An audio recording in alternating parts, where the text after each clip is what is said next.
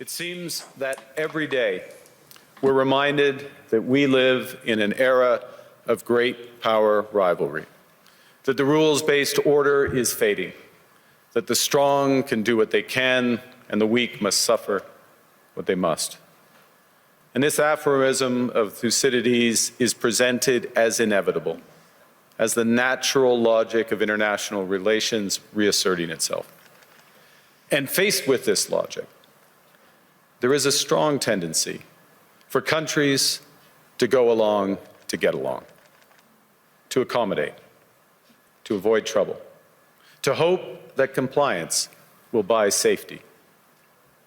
Well, it won't. Let me be direct.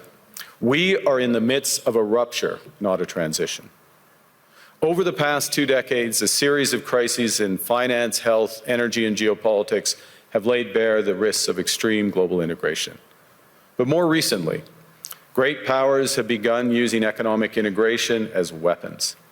Tariffs as leverage, financial infrastructure as coercion, supply chains as vulnerabilities to be exploited. On Arctic sovereignty, we stand firmly with Greenland and Denmark and fully support their unique right to determine Greenland's future.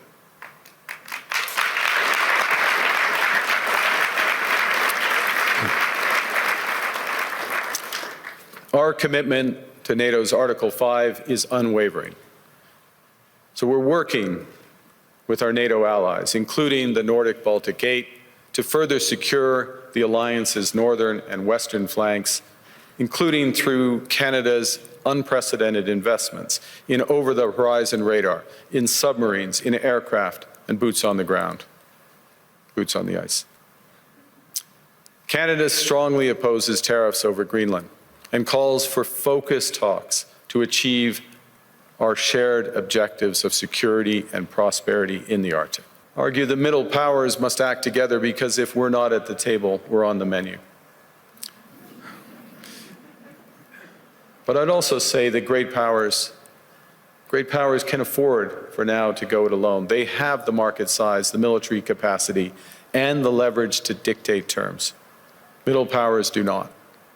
But when we only negotiate bilaterally with a hegemon, we negotiate from weakness.